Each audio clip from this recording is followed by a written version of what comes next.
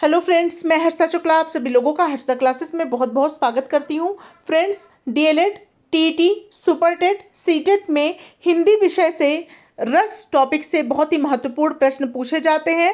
संपूर्ण रस का निचोड़ आप लोग इस एक वीडियो के अंतर्गत देखने वाले हैं। ठीक है फ्रेंड्स, और अगर अभी तक आप लोगों ने हर्षा क्लासेस चैनल को सब्सक्राइब नहीं किया है तो बिल्कुल हर्षा क्लासेस चैनल को सब्सक्राइब कर लें। अपने सभी दोस्तों, सभी मित्रों को ये वीडियो ज़रूर शेयर कर दें। चलिए स्टार्ट करते हैं। फ्रेंड्स, बात करते हैं रस के अर्थ की। तो रस का शाब्दिक अर्थ क्या होता है? निचोड़ होता है। काव्य में जो आनंद आता है काव्य रस होता है। ठीक है, काव्य में जो आनंद की अनुभूति होती है उसे क्या कहते हैं? काव्य रस कहते हैं।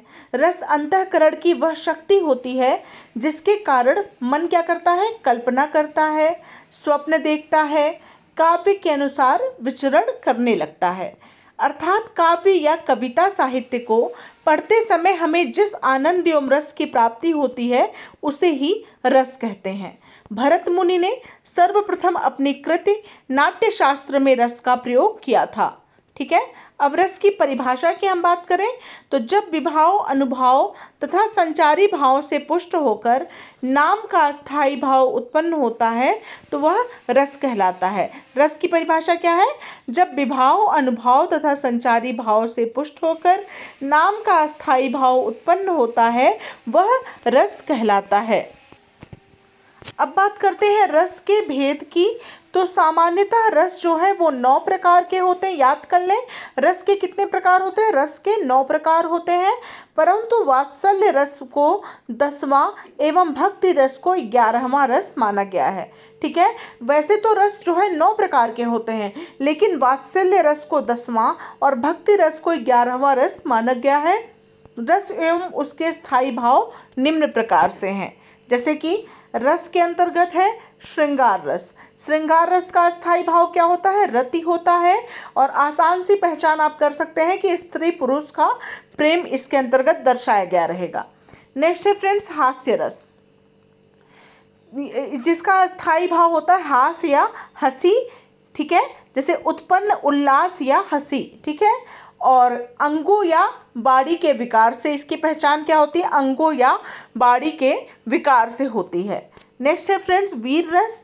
वीर रस यानी उत्साह। ठीक है, जैसे कि दया, दान, वीरता आदि को प्रकट करने में प्रसन्नता का भाव। ठीक है, मतलब कि दया, दान और वीरता आदि को प्रकट करने में प्रसन्नता का भाव जो होता है वो क्या होता है?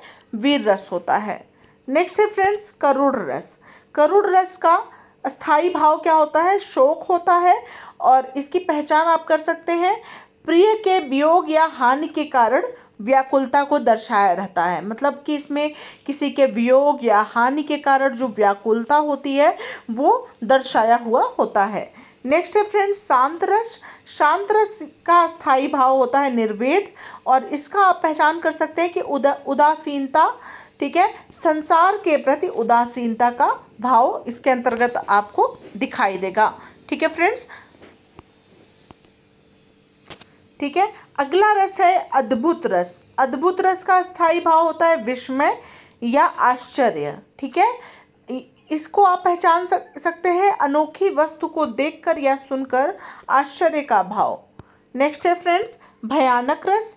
भयानक रस का स्थायी भाव होता है भय, यानी बड़ा अनिष्ट कर सकने में समर्थ जीव या वस्तु को देखकर उत्पन्न व्याकुलता। ठीक है, नेक्स्ट है रौद्र रस। रौद्र रस का स्थायी भाव होता है क्रोध, यानी काम बिगाड़ने वाले दंड को देने वाली मनोवृत्ति।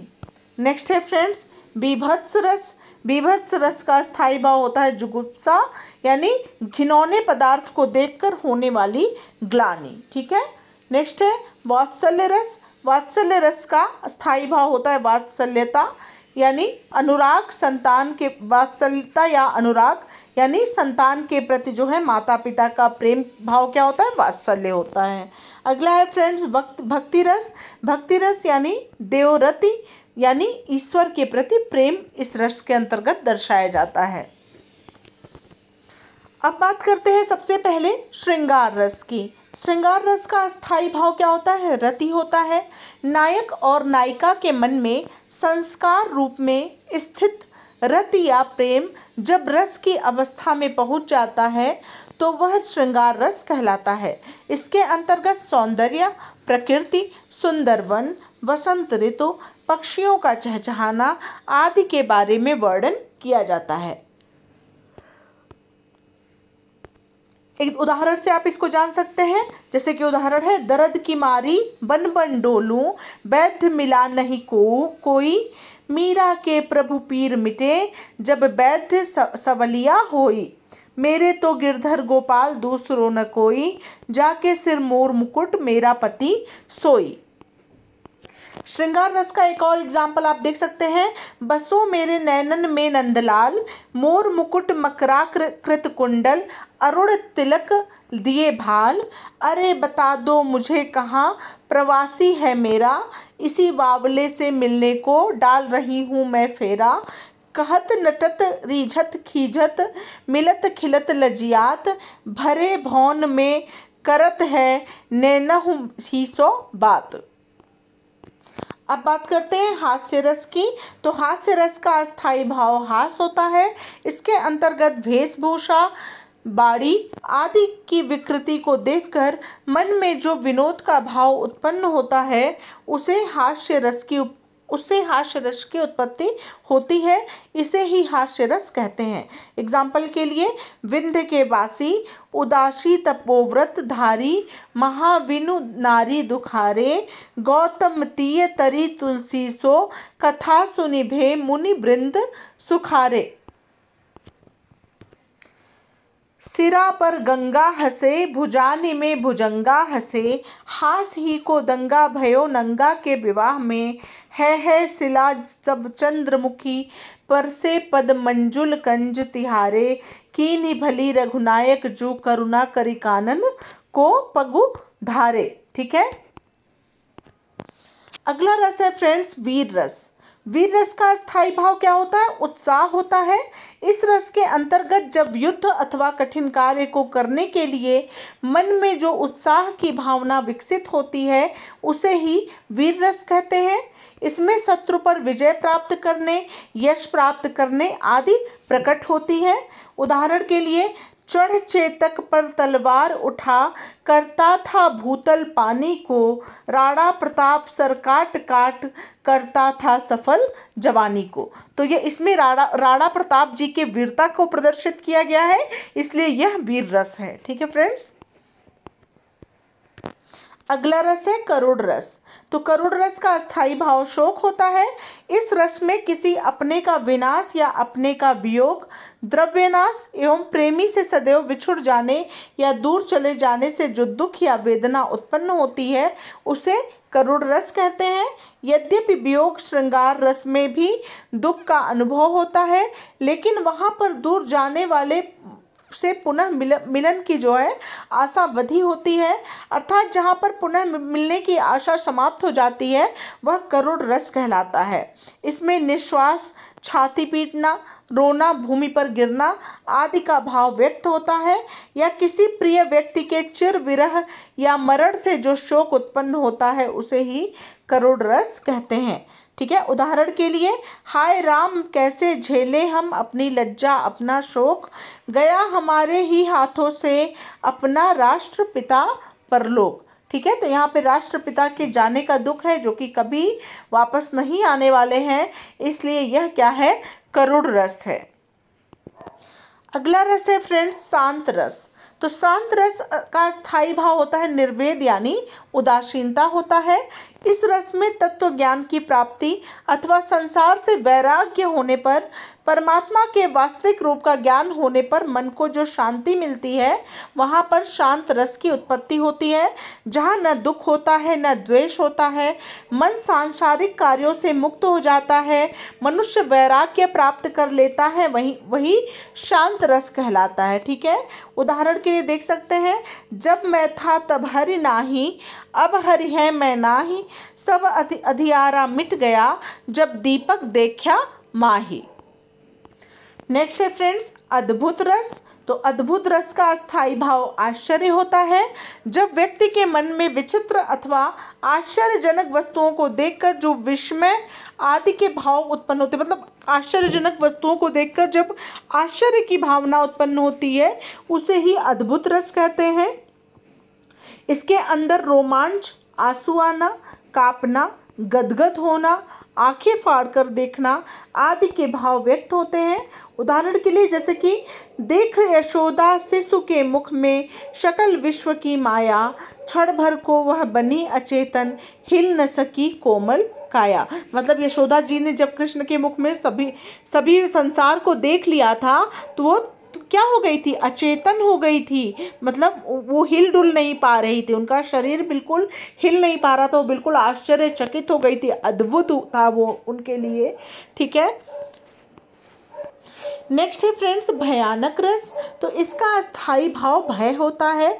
जब किसी भयानक या अनिष्टकारी व्यक्ति या वस्तु को देखने या उससे संबंधित वर्णन करने या किसी अनिष्टकारी घटना का स्मरण करने से मन में जो व्याकुलता उत्पन्न होती है उसे ही भय कहते हैं।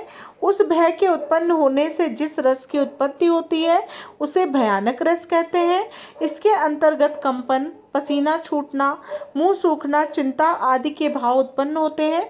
उदाहरण के लिए अखिल यौवन के रंग उभार, हड्डियों से हिलाते कंकाल, ठीक है, कचों के चिकने काले, बयाल केंचुली कांस सिबार। नेक्स्ट है फ्रेंड्स रौद्र रस। रौद्र रस का स्थायी भाव क्रोध होता है। जब किसी एक पक्ष या व्यक्ति द्वारा दूसरे पक्ष या दूसरे व्यक्ति का अपमान करने अथवा अपने गुरुजन आदि की निंदा से जो क्रोध उत्पन्न होता है उसे ही रौद्र रस कहते हैं। इसमें क्रोध के कारण मुख लाल हो जाना, दांत पीसना, शस्त्र चलाना, भौहें चढ़ाना आदि के भाव उत्पन्न होते हैं। उदाहरण के लिए उस काल के मारे क्रोध के तन कांपने उसका लगा, मानो हवा के जोर से सोता हुआ सागर जगा। ठीक है, अगला रस है बीभत्स रस। तो इसका अस्थायी भाव क्या होता है, जुगुप्सा होता है। घृणित वस्तुओं, घृणित चीज़ों या घृणित व्यक्ति को देखकर उनके संबंध में विचार करने या उनके संबंध में सुनकर मन में उत्पन्न होने वाली घृणा या ग्लानि ही बीभत्स रस की पुष्टि करती है। दूसरे शब्दों में बीभत्स रस के लिए घृणा और जुगुप्सा का होना आवश्यक होता है।